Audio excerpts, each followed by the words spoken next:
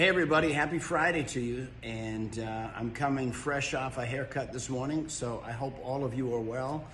I want to clear the air on something. You know what, I was having dinner last night with a dear friend, and I want to make sure. Today I was going to shoot this video on my yacht, and you know, she brought something to my attention. She says, you know what, that's kind of flashy when you do that. And the people that are helping me with my social media, they say, hey Peter, you know what, people want to see that. They want to see the kind of lifestyle that you live.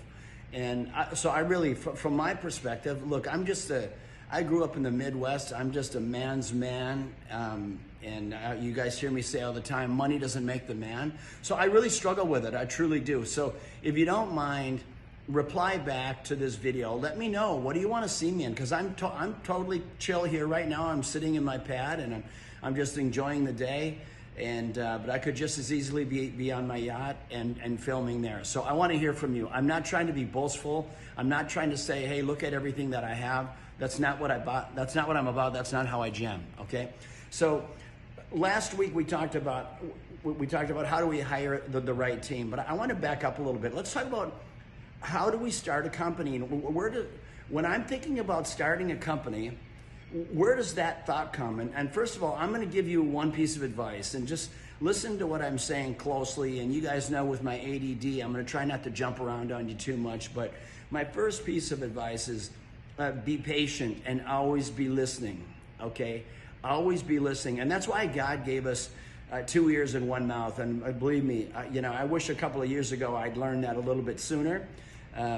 Just, you know what, we all get caught up in our own shit sometimes, and we come to realize that, man, you know what, I probably should have handled that a little bit differently, but here nor there. But so understand, be a good listener, all right? I'm gonna tell you something about people in general.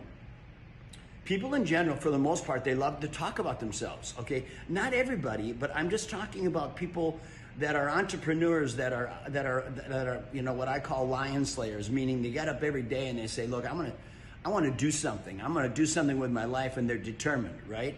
So there's a lot of people that like to talk, and I'm going to share a story with you. You know, these people, they like to hold the floor. Well, there was a time not too long ago, I was a guest of a friend. When I say not too long ago, it was like 30 years, all right? So let's be real. It was a really long time ago. But I was a guest of a friend, and we went to this party. And we walk into this party, and here's this guy off into the corner. He's got 5 or 6 people, and he's kind of holding court. He's sharing a story, right? So look, I love hearing about people. I love hearing stories, right? Especially by good storytellers. So I walk over there, and I'm amazed. This guy's talking about this business. And he's talking about this business on how he's killing it, right? I'm just killing it with this business. He goes on and on and on, and my ears perk up, because I like to think of myself as an entrepreneur. Even back then when I had nothing, in my heart, I was an entrepreneur. So I'm listening, right? Well, the guy was talking about these mini golf courses that he was building. He was building mini golf courses, and he was talking about that it was just easy money. And I thought, well, you know what?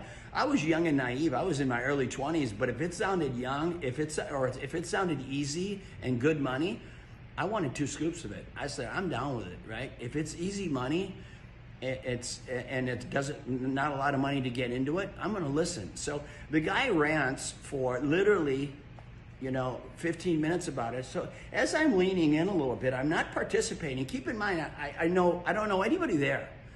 So when he's kind of nearing the end of his story, I said to him, hey, I just got a question for you.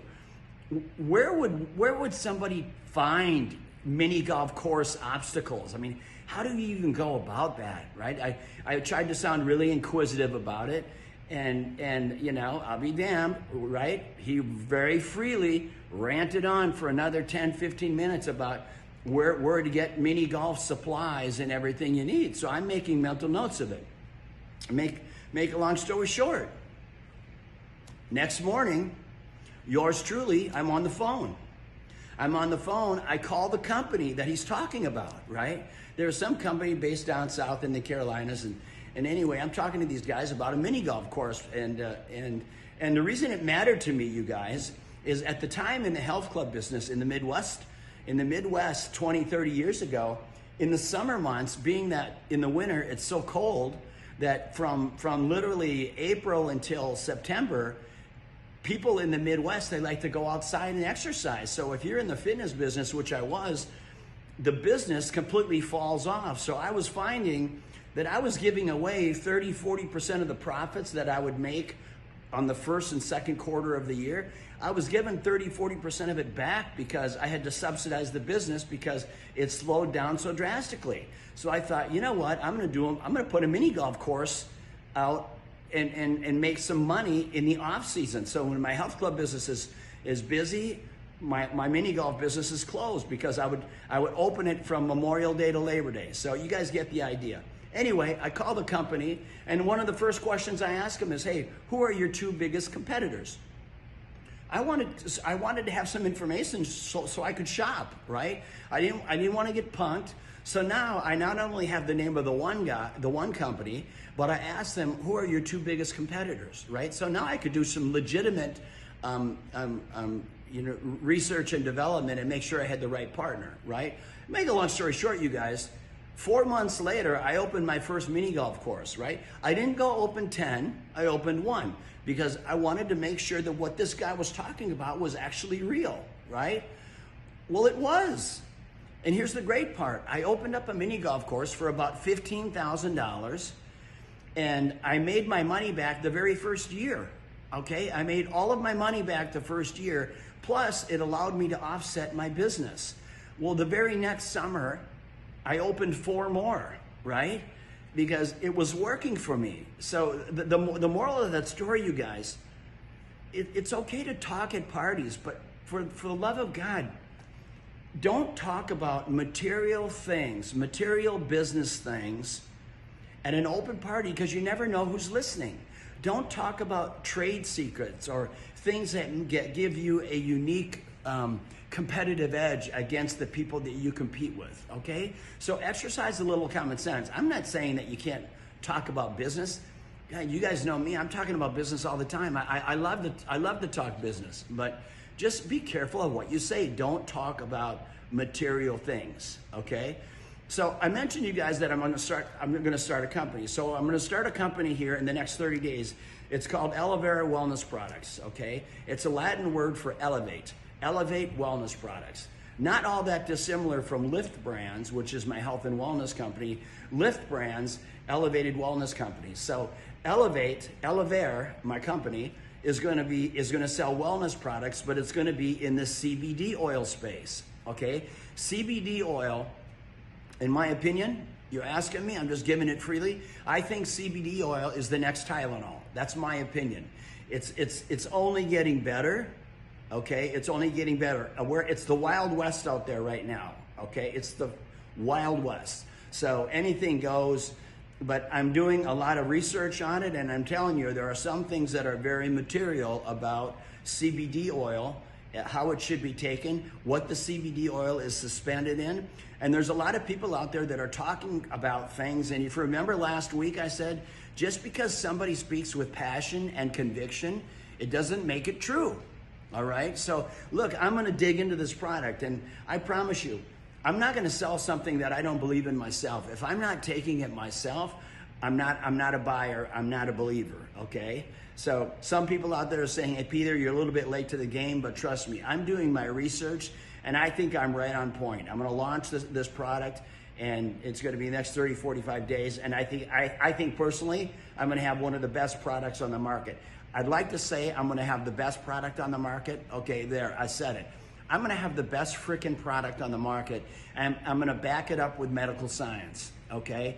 And I say that because the medical team that I'm dealing with, I told them, hey, look, I don't play around. If I'm gonna get into the space, I'm gonna get into it with both feet. So I'm not gonna kind of limp in like a lamb. I'm gonna come in like a freaking lion, and I'm gonna have facts, and I'm gonna say, look, I'm gonna have a great product, I'm gonna have facts, and I'm gonna stand behind my product. I'm gonna tell you, look, if my product doesn't work, I'll give you your money back. Same thing I did in the wellness space. In my gyms, if you joined one of my gyms, I always told you in our agreement, if I don't deliver on my promise, okay, if I don't do everything I say I'm gonna do for you, it's really simple. Number one, cancel your membership, but 2, ask for your money back. Now, would you believe in the 30 years I was in the business, I think I maybe gave out 1 or 2 refunds in that whole 30-year period, for real, okay? So I take those words very, very serious, okay? I'm a strong advocate of CBD oil, okay? I'm gonna sell it in a number of different ways, but really the ways that are most popular. One way is called tinctures, which is like the little droplets, you put drops under your tongue, hold it there for about 90 seconds, swallow, pretty easy peasy. There's isolates, which are pills. There's topicals, which is kind of a lotion, which is great if you've got muscle aches and pains and inflammation, arthritis, things like that. If you've got restless legs, another one. There's gummies, right? So everybody's body absorbs CBD oil a little bit differently, but I'm gonna give you a full education on it. When I launch my website, there'll be little thumbnails that you can click on to give you a quick and dirty education on what products we think that you should be taking, okay? But I'm a believer in it. Believe me, I take it every single day, and I like to take it because, you know, in the last year and a half or so, I've had some anxiety. I've had a hard time sleeping. And so I started taking CBD oil, and I tell you what, it helps just completely relax me and helps me get a restful night's sleep. So I'm a big advocate of it. I mean, the first time I took it, I thought, my gosh, this is unbelievable. Second thing I want to talk about is the testimonials. When I put my product in the hands of people, I don't want you to take my word for it. I'm gonna get live testimonials from people where I've actually changed their lives, okay? I want you to hear from the people that are taking my product that say, you know what? I've tried a half a dozen other products, it didn't work. I tried this product and it works. That matters to me. It matters that you believe in the product and you believe your people, okay? I'm always gonna give it to you straight. I am never gonna sell you snake oil. That's just not how I roll. I'd rather do nothing than be a salesperson that's selling crap, okay? That's not what I'm about. So here's some other things that I think about real quick, okay? Why did I wanna get into this space? First thing I look at is, what's the market penetration? Is there a void in the space? Okay, if there's a void, I take a look at it. How big is the space? How big is the market cap? In other words, how big is the opportunity? If I build this business, what are my chances of success within the space? Okay, and how much effort do I have to put forth in educating my customer on the product? So I think about all these things. I don't just spitball ideas and say, yeah, guys, let's go. I think about it, right? I think about it and I want to be mindful about it. And I don't care if it's CBD oils or whatever else you're thinking about. The same mind thought process you need to be thinking about as well.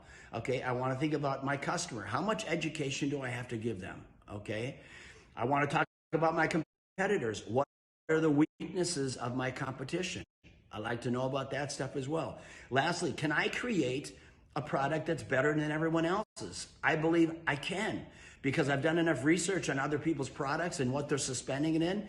And there's people, there's just out there, they're just selling hype. They're selling hype and bullshit, right? And that's not what I want to be part of, okay? So I've looked at my product itself. I've looked at fulfillment, distribution, what's my marketing. I've looked at how much capital do I need to put into it? What's it going to cost me to get into this business? How many employees am I going to need to have to launch the product?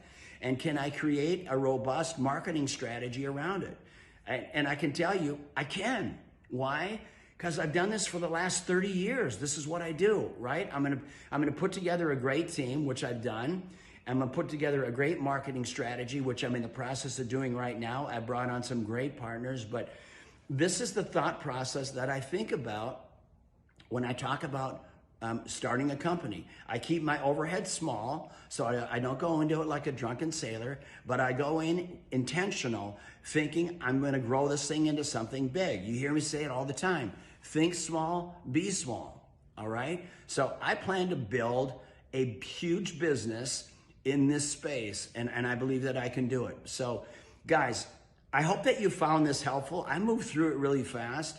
You guys, you know how to reach out to me. If there's certain things that you want me to talk about, just instant message me, right? Instant message me or talk to me through Instagram. That's easier. But I look at them, I read them, and if you want me to talk about a specific, I'd love to do it. Also, if you know people that are doing podcasts and you want me to go onto the podcast and talk about what I'm doing, I'm happy to do that for everyone. So put me out there as a reference, share me with your friends, but everybody